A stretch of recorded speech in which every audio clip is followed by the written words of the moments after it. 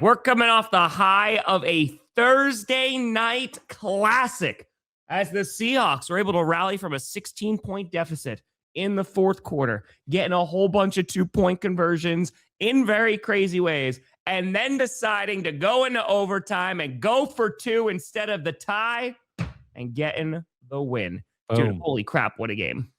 I was a little disappointed they didn't tie it, and because I felt that like that would have been the perfect conclusion to that crazy game. Sure. But I respect, this is the NFL. You get the win there. You take over the lead in the division. It was the second best comeback this season by a football team. You know what? And as this is going to pain me to say, but if we're just putting all the chips on the table, sure. Right? And if we are just really rooting for chaos going forward, it is not significantly likely, but it is a decent possibility that the San Francisco 49ers can be the 1 seed. If they win out, they play Seattle week 18, so that battered and broken team would be the number 1 seed. I kind of want to see it. If it's not fair. The Packers, I kind of want to see it because that would just be the ultimate cherry on top of whatever the hell this season is. Yeah, they were. I think the Niners, if they got 3 turnovers against the Seahawks, I think they might win that game. Yeah, I think they might win that game. In Seattle, Seattle does have a superpower right now, and that is they can turn the ball over as much as they want in a football game, and they're still going to win. They're doing it a little differently now. Before, they were building a big lead and then getting a little loose with the football. Sure. Now they're just like, here, fucking take it, and we'll still figure out a way to win. We'll have a once-in-a-lifetime play happen in our favor. We'll have a Rams touchdown taken away for a bad call because we got that devil magic right now, and we're going to beat you. Well, it's a couple things, right? Because when you look at the Seahawks, your concern with them, because there's not a ton, is their offense, right? And it likely stems with Sam Darnold, right? Because whether they have the most fumbles in the league this season, on top of that, those costly interceptions are a problem. There are times where they can't get the run game going. Both Zach Charbonnet and Kenneth Walker are excellent running backs. But there's time, that Colts game, I think Charbonnet was their leading rusher with 38 yards. Right? Like there's times where it completely and totally stalls out. But the thing that has been pretty damn consistent this season is that defense. And it just felt like in that fourth quarter, even though they're down 16, the second interception was bad. The defense, continuously was forcing 3 and outs. You had Shaheed with the punt return, which Shaheed, holy God, you want to talk about a game changer on the Seahawks? We were talking about him as a potential deep threat. But him in special teams, right? Because that's his, second return for a touchdown this season? Yeah, he had one last week. Yeah. So it just feels like the Seahawks, their special teams did a great job. And then you also look at the Rams, who had nearly 600 yards of offense, and they still lost that game. It seemed like it was very conservative play calling near the end of that game, in that fourth quarter when they were up 16, which makes sense, right? Because you're trying to run out the clock. But going up against that defense, man, they just kept on forcing 3 and outs, and they didn't take a lot of time off the clock, and ultimately the Seahawks were able to rally back.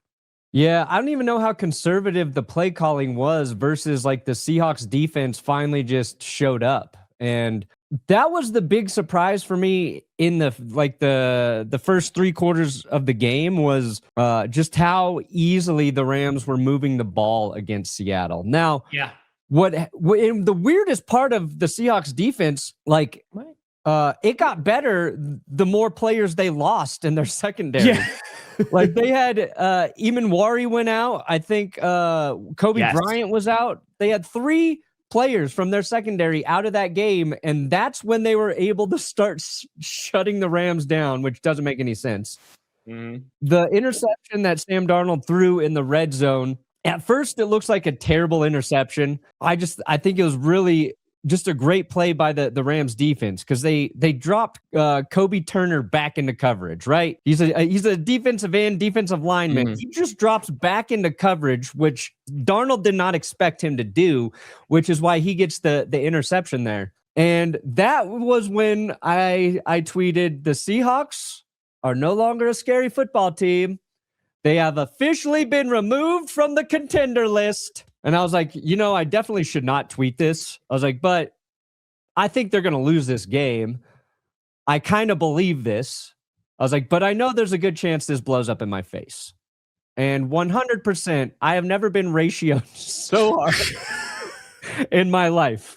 And respect to all the people who watch the show and know that, like, I'm messing around there.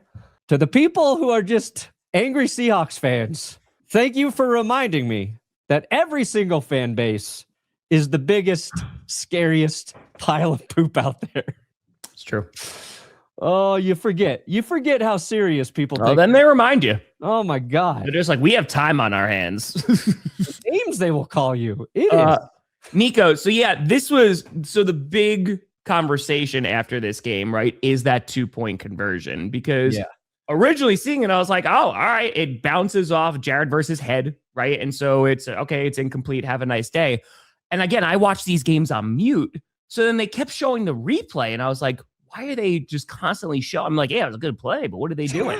So to answer this question, Nico, because if it was a forward pass, it's an incomplete ball, and then just the 2-point try is no good. Because it's a backwards pass, it counts as a fumble. So for example, let's just say, like, maybe you've seen some returns, like kickoff returns, and it's like late at the game and they're trying just to get some magic going and they throw it backwards. It's basically like a really long lateral, right? They can do that as much as they want, as long as it's not a forward pass. However, if, for example, that's a backwards pass and the guy drops the ball, that is a fumble and that is a live ball. So what happened last night is it's a backwards pass. It hits Jared Verse in the head, and Zach Charbonnet rolls into the end zone. Jack Charbonnet goes to just pick up the ball and hand it to the refs, and the ball's in the end zone, so it counts as a 2-point conversion. So I saw some Rams fans obviously upset with that, and it's not necessarily that it wasn't a backwards pass. It's that there was a whistle, because I went back and I listened to the broadcast, and there is definitely a whistle that is blown, and that was a little confusing to me as to why, and it seemed like Sean McVay was confused about that as well. Yeah, he was very confused in his press conference. I was confused. I made a video about it last night because it's such an insane play. Oh, did you? And I just started the video being like, I didn't know what happened. I was like, what? And you're right. Like and apparently the whistle being blown does not matter as long as there's like a clear recovery by, one of the teams. And it just happened to be a clear, continuous recovery. Gotcha. I think if the ball had kind of like come to a stop and it just sat there and then a player eventually picked it up and then walked into the end zone, then like it wouldn't have counted. But the fact that he picked it up pretty quickly, he's untouched. You've got multiple angles to show it's there. It's fine. But the amount of people who assume that everybody should know that a whistle doesn't matter in that situation is crazy. Yes. Like, of course we're going to think that matters because you don't see backward passes a lot. And in fact, like the amount of times I've watched like a defensive player go and pick up a ball that is clearly like a dead ball. It's a forward pass in the backfield. You're like, okay, you're picking it up in case it's a backwards pass. We all know it's not. Well, this is the example as to why you always pick up that football because you don't know. And in the broadcast, like they had moved on from the play. They were talking about the Rams not getting the 2 points. Yep. Or the Seahawks not getting the 2 points. Everybody's getting ready for the kickoff. And I think it's the way that it played out on top of it being like just a very unique situation is why it was such like a shocking moment in terms of, the amount of time it took for that to get cleared up is odd. Yeah. In a game of that magnitude. Sure. In a lone primetime window. And then for that game to go into overtime and then for Seattle to win on a 2-point play is crazy. And the Rams kicker was perfect all night. And then he had a chance to hit the game winner. Can't hit the game winner there. It was just wild. And you got to give the Seahawks a lot of credit for not giving up. Kenneth Walker, I felt like kept them in that game early. Like their offense couldn't do anything other than get the ball to Kenneth Walker for 3.5 quarters. Then JSN started popping. Then Darnold stopped playing like shit. And he was playing like shit. He was not playing well. Don't get it twisted. It wasn't just the picks. He was ineffective. The Seahawks it was like 3 and out, sack, like all this crazy stuff. Jim, And that's a good question. So, a Seahawks fan here, how much do you trust Darnold going forward? I think there's so much talent that's on that team, yeah, right? Because you just mentioned JSN, right? Dude put up a goose egg in that first half. Like, he didn't do anything, and then he started to come. So I feel like there is such a good support team around him. The offensive line obviously got improved, because I feel like if that offensive line was worse, it'd be a different season. But I feel like he's a concern, but you could obviously still win, right? And it just kind of coincides with almost every other team we have this year who are contenders. There are flaws with every single team. So let me put it this way. Do I think the Seahawks can win 2 or 3 playoff games? I do. yeah. No, they could And go that's to all the that matters Super Bowl. now. I think this game for Sam Darnold is probably a big confidence builder. And I think a lot of a quarterback's ability to be successful late in games is just believing you can do it. And he did it against the Rams, who have had his number. Yes. He did it in a day where Stafford threw it for 457 yards and 3 touchdowns, no picks. And maybe it's just like getting to that point where you don't think you can win the game, and you're like, screw it, I'm just going to go out there and, do whatever. It doesn't matter anymore. Like, you got to get to that mindset. And I don't know if he can do it consistently, but at least like we've seen him do it. Even more so, like the Rams scored first in overtime, like a layup touchdown to Puka Nacua. Again, I'm like, okay, now the game's over. Because the Rams had the defense to, like Seattle, to shut down anyone at any moment. They drive down. JSN, a big part of that. Darnold hits him in the end zone for the touchdown. And then they put the ball back in Darnold's hands for the 2-point play. And he finds, I believe it was Eric Saubert, former Denver Bronco, in the end zone for the 2-point play. After the game, he got a game ball. And he's talking about like, hey, I've been on a lot of different teams. I bounced around this league, and it was cool to just be able to make this play for this team because I love being here. It was a really cool moment. So, like, if you're a Seahawks fan, your confidence is through the roof right now.